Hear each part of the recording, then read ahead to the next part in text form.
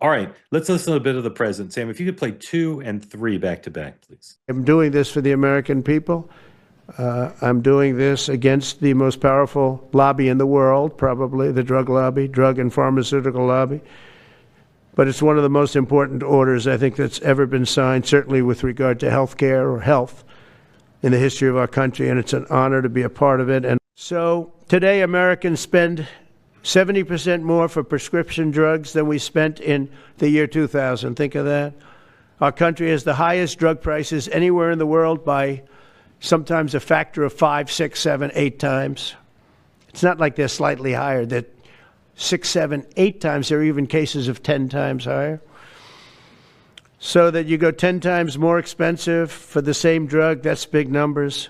Even though the United States is home to only 4% of the world's population, pharmaceutical companies make more than 2/3 of their profits in America. So think of that. With 4% of the population, the pharmaceutical companies make most of their money, most of their profits from America. That's not a good thing.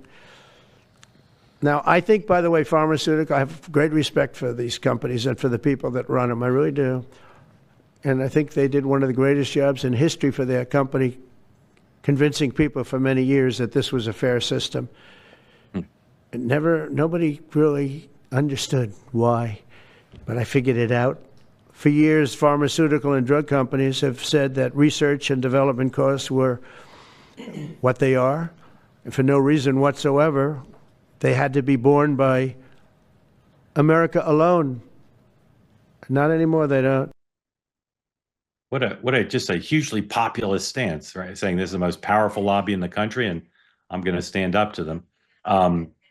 Matt, if you were an advisor to the president, would you say there's any risk to doing this? I don't see right now. I really don't.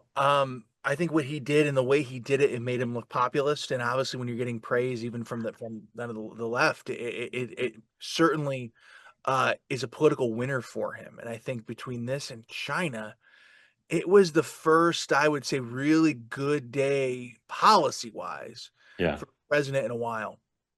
Yeah. Do you see any risk, Mr. Smith? I don't. I honestly think it's a good tactic. I mean, if we were able to kind of get like an AI to read that, right? Like,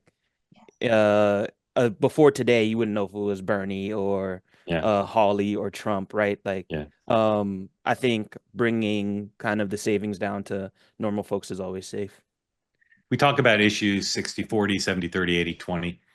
Who would be against this? What's the profile, Ian, of a voter who would not like this idea?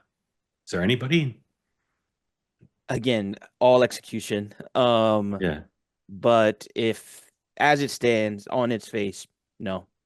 Like 90-10, just like maybe some pure free market folks who think this industry is entitled to. Sure, who think any government do action whatever. there would be But no, I mean, if you're just unilaterally able to get the United States consumers' drug costs down to what it is in other countries, I think. That was a delicious video experience. I think you'll agree. Now, what you need to do in return for getting to enjoy that is hit the subscribe button, be part of the two-way community, never miss a thing.